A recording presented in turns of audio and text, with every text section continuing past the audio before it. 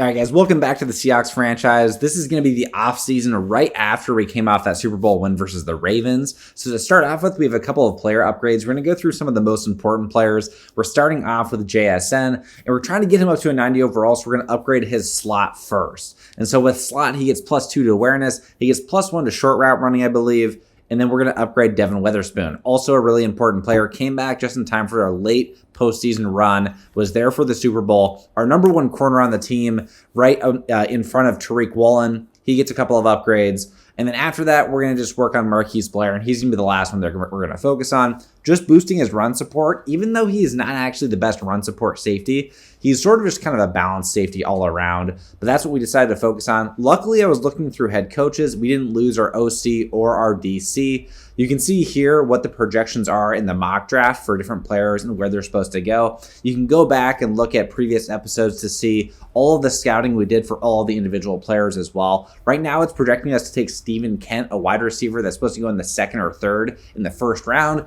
We're not going to do that because we have 3 really good wide receivers already. First thing we're going to do in our offseason, though, is we're going to make sure that we accept Charles Cross's fifth-year option, which we decided to do, and then we re-signed Cedric Beckham. We're going to let Brandon Scherf go. We're going to focus on re-signing Trey Flowers potentially.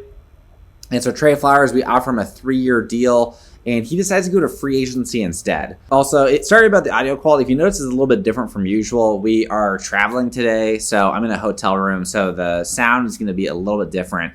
But after that, the only other guy we decided to try and re-sign is Brandon Graham. And so we offer him an extension, and I believe he comes back to the team. We're looking at free agents, and we see Nico Collins, and I really wanted to offer Nico Collins a deal, but we already have DK, we already have JSN, and Deion Gooden, we want to see how he develops as the wide receiver 3, and so one of our outside wide receivers that has really high speed. We offer Jalen Mayfield a deal as an outside guard, and again, like I said, we try to re-offer another contract for Brandon Graham. He seems to be decently interested. We look for more depth along the D-line after we decide to move off some of our other players. So we're looking at potentially getting Jerron Reed. And so we offer him a multi-year deal. And the good thing is a lot of these veteran players we try to re-sign or sign to 1-year deals. So Khalil Mack here, we're going to give him a big deal.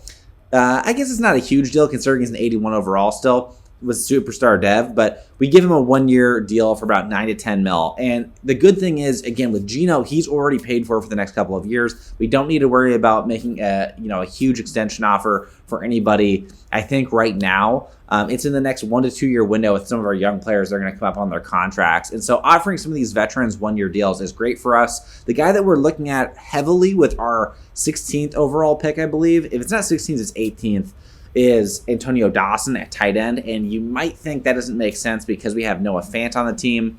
But here, what we're doing too, real quick before we get into the tight end discussion, is we decide to trade away Toby Nowak. If you guys watched the Super Bowl, you saw that he got injured on a kickoff, and he got a torn labrum. And I think that was actually before the Super Bowl. Sorry, again, I'm not exactly with it right now. But we're going to go ahead and get into the draft. I'm going to let you guys see the first 5 overall picks before we get to our pick here. And like I said, we're going to take Antonio Dawson. He is an exceptional athlete, a great run blocker, he's a good route runner as well. And the thing is, he is already more athletic than Noah Fant. He is taller than Noah Fant at 6'5". He's very young still, and he's hidden dev, which is great. And I think he could be, him and DK and then maybe JSN are our 3 core players. Deion Gooden, if he becomes high overall, we may not be able to hang on to him. But I really like Antonio Dawson on the squad. We have 2 really great tight ends this year, unlike last year where we could only rely on Noah Fant. And then we draft Kazim Higgins at corner. He is our corner 3 behind Devin Witherspoon and Tariq Woolen. And then we look to, again, add more depth to the defensive line. And with our system, we have a 3-4. So we want our D ends and our D tackles to be a little bit bigger. And we want our 3-4 outside linebackers to be more pass rushers and play a little bit of coverage like Boye Mafe or Derek Hall. So that's sort of the scheme we're going for on defense. And that's why we're deciding to draft some thicker D tackles and defensive ends.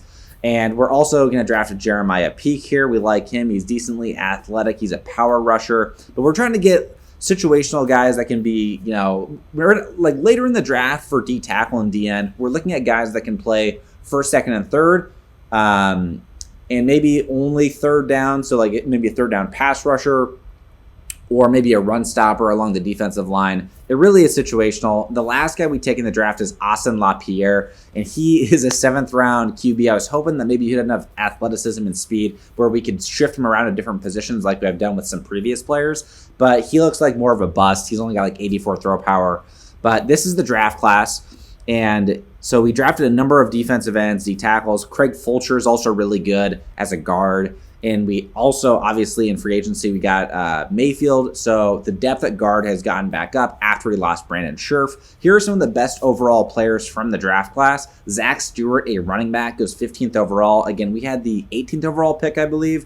And so we didn't have a chance to draft him anyways. And we weren't going to draft a running back because obviously we have Kenneth Walker. But Zach Stewart's an 83 overall, very good player. Again, I'm very happy with Antonio Dawson. He looks like he's going to be great. And that's pretty much it. Let me know if you guys like this abbreviated format for the draft or if you want to see me kind of expand upon everything a little bit more. But thank you guys for watching. I'll see you in the next episode.